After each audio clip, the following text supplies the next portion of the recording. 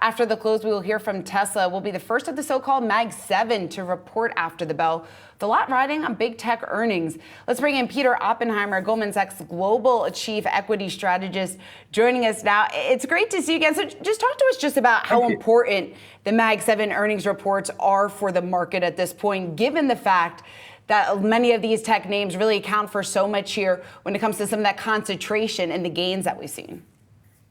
Yeah, absolutely. There's going to be huge focus because they make up such a big slice of the market now. You know, if you look at those companies together, they're around 30% of the S&P in terms of size or market capitalization. And they've also had a period of significant beats in relative to expectations in recent quarters. So although they're very, very large, that has really reflected very, very strong fundamentals over the last couple of years.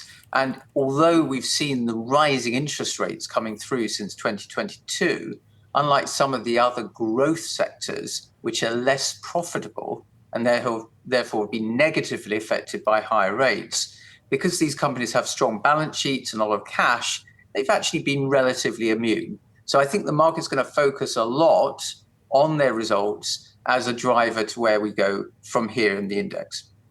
Peter, it's great to speak with you. I want to talk to you about this concentration a bit more because profits for the Mag 7 are expected to rise 38%.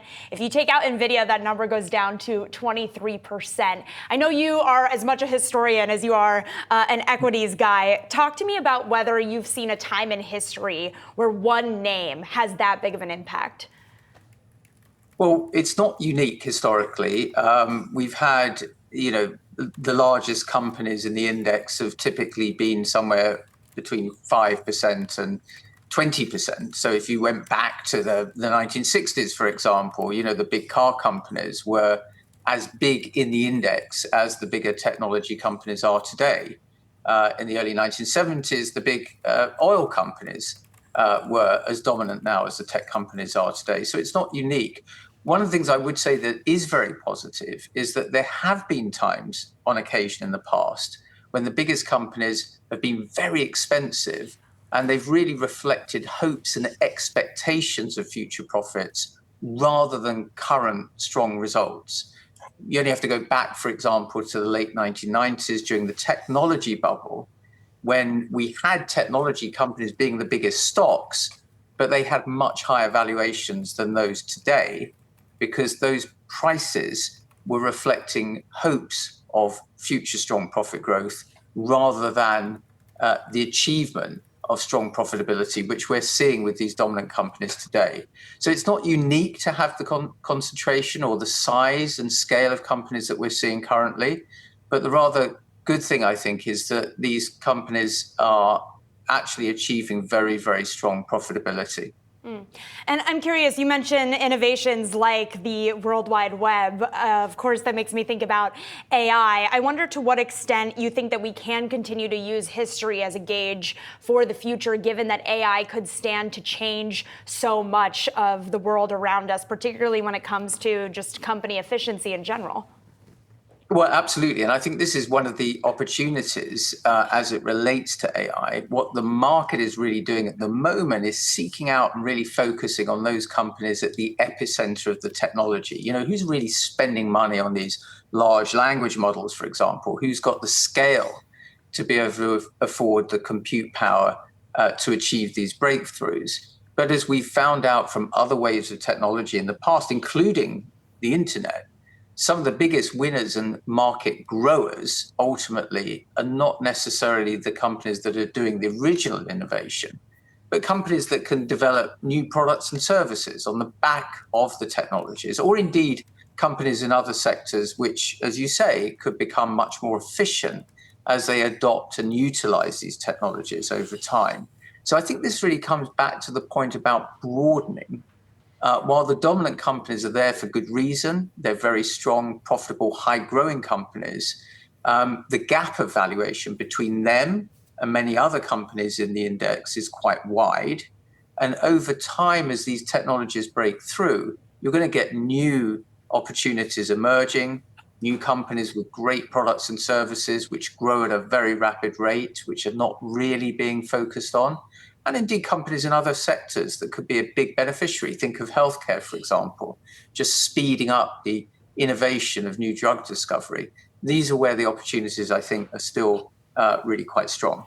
Peter, talk to us just about the timing of this from a strategist perspective, from an investment opportunity perspective. Is this something, when you talk about the rotation, talking about the broadening out, at least in terms of some of the benefits that we will see from AI, is this something that it's starting to take place, but how long, historically speaking, when you compare it to past technologies, does it normally take for these benefits to really show up in some of the other industries outside of the original, and for here it's tech? Well, I think if you go back over very long-term history, even back to the Industrial Revolution and then the electrification revolution, things like mainframes and then ultimately PCs and the internet, it has taken quite a long time actually to see significant marked benefits to the economy more broadly and to other parts of the market.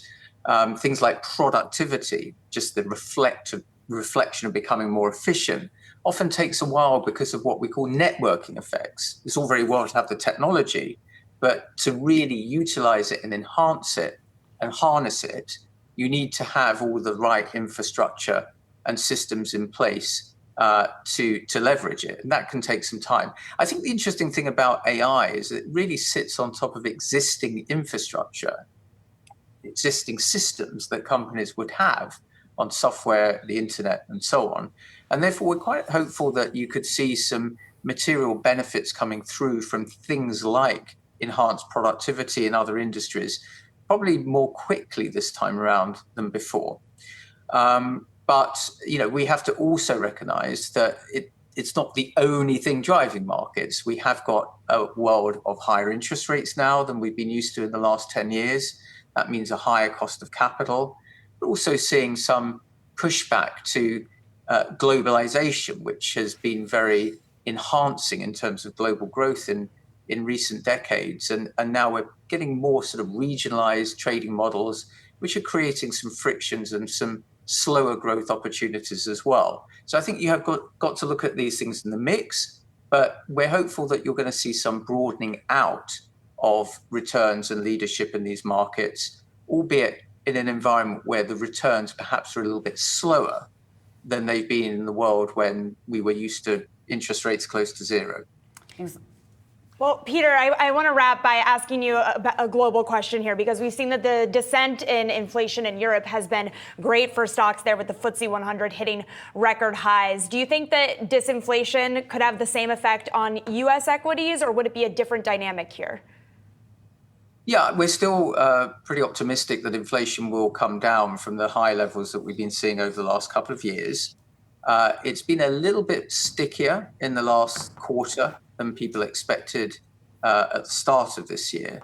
But really the crucial thing for equities is the mix between inflation, which we want to come down, but to stabilize at a level which allows interest rates to moderate, but still with decent growth. And I think if you compare where we are now to where we were a year ago, when there were widespread concerns about recession and continually rising interest rates, the mix is getting a little bit more positive. So as inflation begins to demonstrably moderate, interest rates will come down, I think. That will be more positive, of course, for companies. The cost of borrowing and financing is going to improve. And it's also probably going to contribute to a bit of a broadening out of returns in the market, as some of the things that have lagged behind a bit, because they've suffered most from rising interest rates and inflation, will start to see some tailwinds. So just as we've been seeing in Europe, as inflation is coming down a little bit more quickly, stocks have been doing better. Those that are very interest rate sensitive have been doing better. And I think that will happen in the US too. Peter Oppenheimer, always great to get your insight. Thanks so much for joining us once again here at Yahoo Finance. Goldman Sachs' Global Chief Equity Strategist. Thanks.